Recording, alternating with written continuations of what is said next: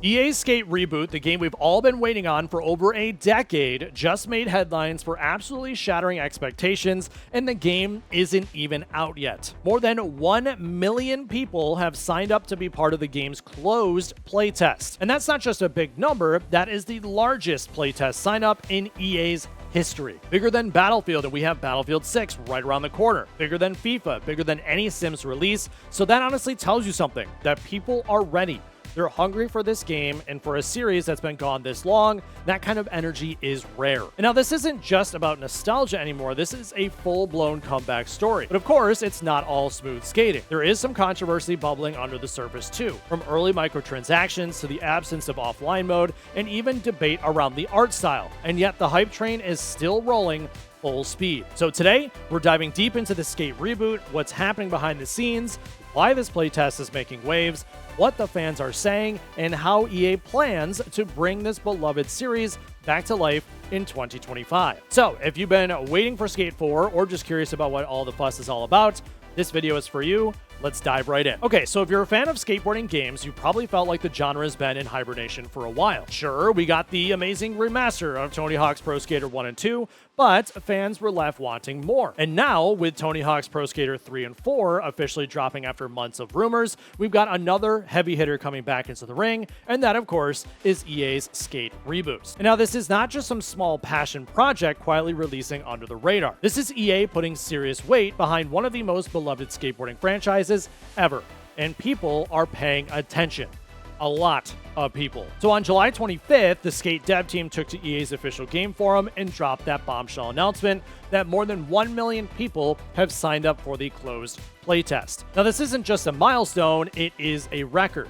According to EA themselves, that is the biggest playtest sign-up in the company's entire history, including the juggernauts like Battlefield, The Sims, and FIFA, like I mentioned in the intro of this video. So think of that scale again. It's a huge indicator of just how hungry people are for a proper skateboarding experience again. And now, why is there so much hype? Well, for starters, this isn't a simple remaster. It is a full-blown reboot of the Skate franchise, and it's being built from the ground up with modern tech, and it aims to capture the vibe of the originals while adapting to today's gaming landscape and, of course, community expectations. Now, what made Skate so beloved back in the day was how different it felt. It wasn't about over-the-top tricks or arcade mechanics like Tony Hawk. It was about flow, creativity, and realism, and it made you feel like a skater. And now, the reboot is looking to recapture that vibe, but also push things forward. It's aiming to be a live service title, a skateboarding platform that grows and evolves over time. And the community tools, the city design, the ability to session with your friends online in real time, it's all shaping up to be something special. And me personally, I think that kind of vision is something worth getting excited for, and it seems like a lot of people are as well. But now with over that 1 million people signed up, you're probably wondering what's the actual experience like inside the playtest. While it is still under NDA and details are limited, we have seen snippets leak online and a few impressions quietly bubbling up. What we're hearing is that the gameplay is promising. Early builds already feel solid, and the physics system, which was always the heart of Skate, is back and better than ever. And now one of the most exciting parts are the devs are listening. The playtest isn't just about testing the game, it's about shaping it. That community feedback is actively influencing development, and you can tell EA is taking that seriously with how they're rolling out invites and communicating progress. And here's another big move. The playtest, originally on PC, has now been expanding to consoles. In early 2025, EA started bringing console players into the fold, opening up the closed alpha to even more skaters out there. And if you signed up but haven't gotten the golden ticket, don't give up hope, because according to the team, they're still sending out invites every weekday, and all invitations should be sent out by the end of July. Obviously, we are coming up on that, so by the time that you're watching this video, it might already be past the end of July, who knows, but check your inboxes. All right, so we're on all this hype about the game. Let's bring it down a little bit, and let's talk about the elephant in the room, and that is the microtransactions. So yes, EA did confirm that the Skate Reboot will include microtransactions. And of course, that stirred up a bit of a storm. And to be fair, this isn't totally unexpected. The game is going to be free to play, and it's being built as a live service model. That means monetization was always going to be part of the picture. But what rubbed fans the wrong way was how early this detail showed up. People saw it as a red flag. Like, are we already thinking about the cash shop before the game is even out of alpha? And the dev team has tried to reassure players, saying their focus is keeping things fair, optional, and cosmetic only. But understandably, some fans are cautious. After all, it is EA, and they don't have the best track record when it comes to microtransactions. We all know what happened with Battlefront 2. I don't need to go through it. It was bad. It was really, really bad. And then, of course, another point of discussion, and it's a spicy one, is the art style. The team behind Skate has been sharing glimpses of the game's visual direction, and let's just say it's got people talking. Some fans love the stylized, slightly grittier look. Others feel like it's a little too different from what they remember. It's more modern street art than photorealism, and that's totally intentional.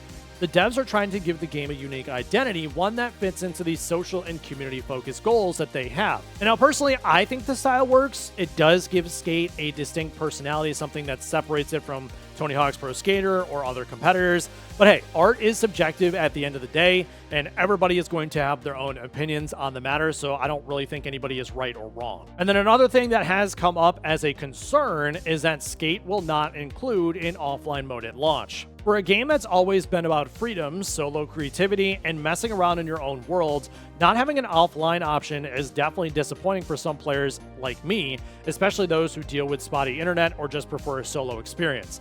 I don't like to play online all the time. I just like to kind of have my own sandbox and do my own thing, so not really having an offline mode at launch, that's a bit of a bummer. But that said, the team hasn't ruled it out completely.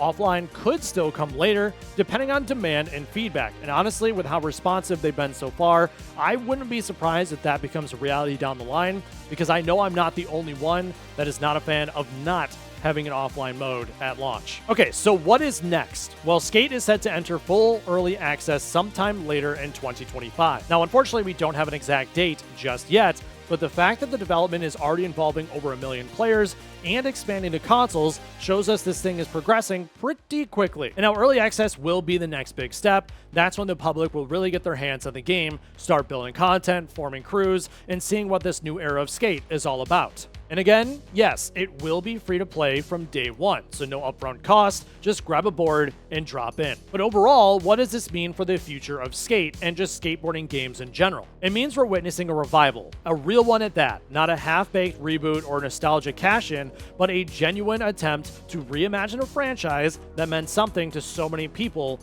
for many, many years. One that's inspired creativity, brought communities together, and turned city streets into playgrounds. The hype is definitely real, but more importantly, the potential is real. And as long as EA stays transparent, listens to the community, and avoids falling into old monetization traps, Battlefront, this could be something truly special. I mean, let's be real, there is still a long road ahead, but if this playtest is any indication, Skate is carving out a bright future. But with a grain of salt, we have to remember it is EA. I mean, let's be real. All right, so to wrap all this up, my question to you is, are you hyped for Skate? Did you sign up for Playtest? Did you get in? Are you still checking your emails every 5 minutes? Let me know in the comments down below. I'm curious to hear your thoughts about the revival of this series. And if you guys did enjoy this video, make sure to leave a thumbs up.